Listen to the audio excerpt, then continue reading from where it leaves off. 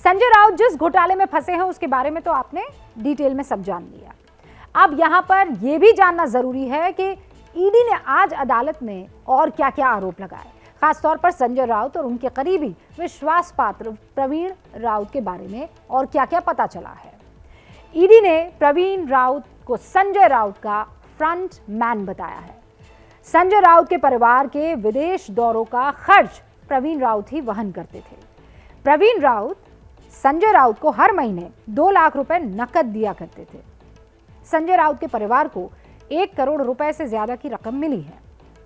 खबर यह भी है कि शिवसेना ही संजय राउत का साथ नहीं दे रही है। अब ऐसा क्यों, हमारी इस रिपोर्ट में देखिए।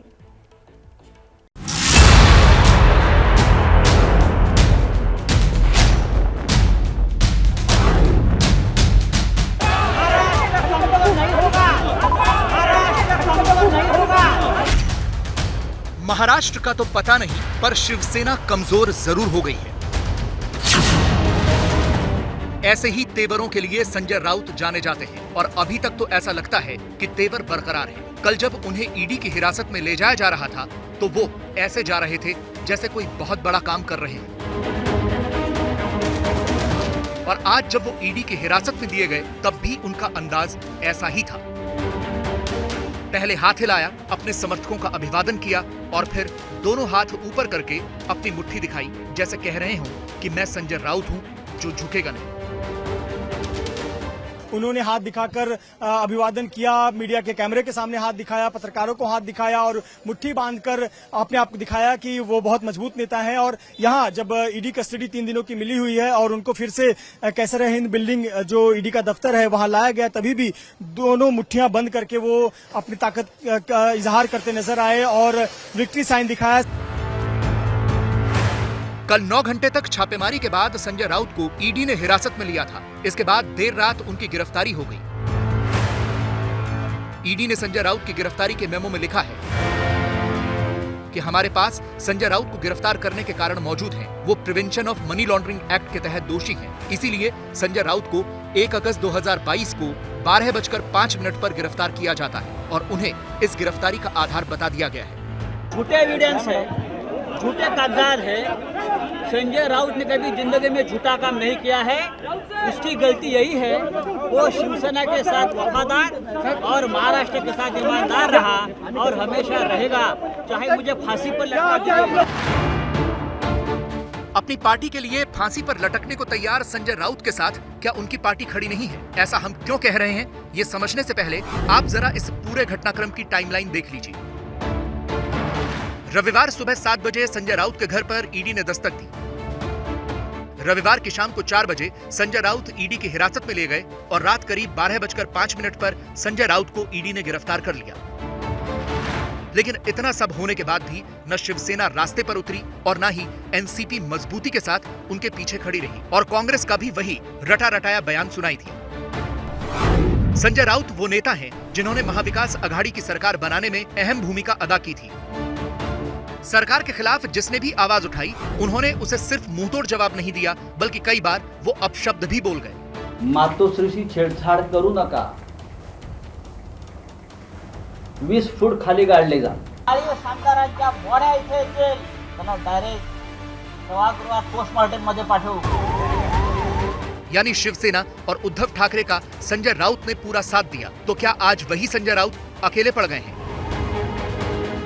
यह सवाल इसलिए पूछा जा रहा है क्योंकि संजय राउत के घर में छापेमारी के पूरे 30 घंटों के बाद शिवसेना अध्यक्ष उद्धव ठाकरे पहुंचे।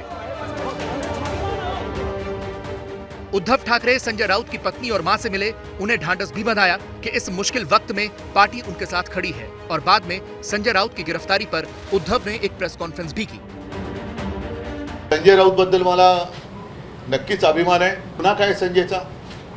गुन्हा काय? पत्रकार आहे, शिवसैनिक आहे, निर्भीड आहे आणि जे पटत नाही तो बोलतोय आणि ज्या पद्धतीने त्याला अटक केलेली आहे त्याचं एक वाक्य चांगलं आहे, मरण आलं तरी परवा नाही पण मी शरण जाणार। उम्मीद की जा रही थी कि ईडी द्वारा शिवसेना के नेता संजय राउत पर हो रही कार्रवाई के विरोध में शिवसेना के नेता रास्ते पर उतरकर कार्रवाई का विरोध करेंगे, लेकिन अरविंद सावंत विनायक राउत और किशोरी पेडनेकर के अलावा शिवसेना का कोई बड़ा नेता रास्ते पर उतरकर कार्रवाई का विरोध करता हुआ नहीं दिखाई दिया।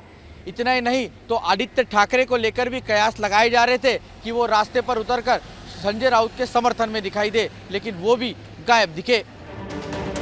संजय राउत के कट्टर समर्थकों के कंधों पर ही ईडी द्वारा की जा रही कार्रवाई के विरोध करने की जिम्मेदारी आन पड़ी है।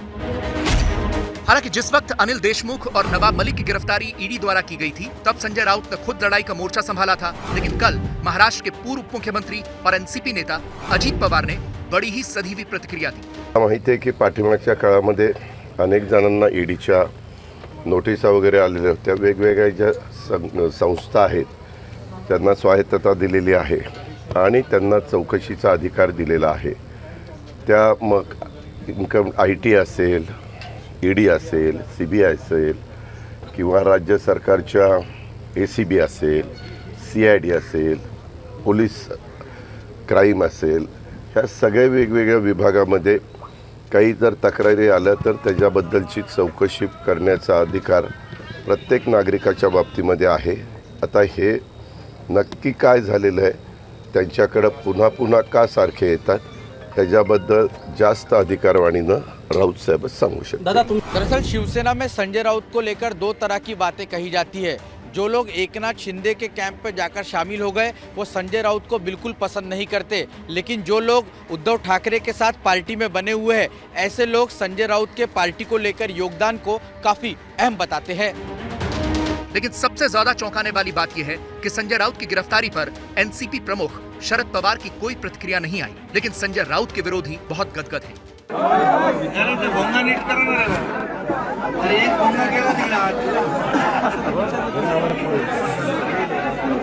अरे आपते तो काय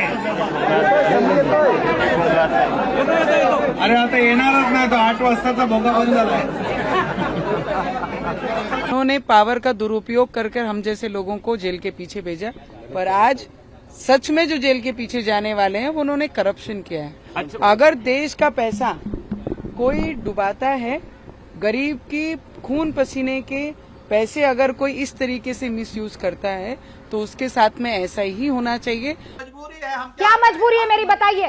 मैं अभी आपको बताती हूँ कि मैंने ओए होए होए होए नमकीन के चटकारे लेते हुए टकटकी मार के डिबेट शो को पॉज रिपीट कर कर के देख रहे हैं जोगिंदर जी। इनकी तरह आप भी देखें अपनी फेवरेट डिबेट्स को रिपीट कर और डाउनलोड कीजिए ABP लाइव ऐप अपने स्मार्ट टीवी पर।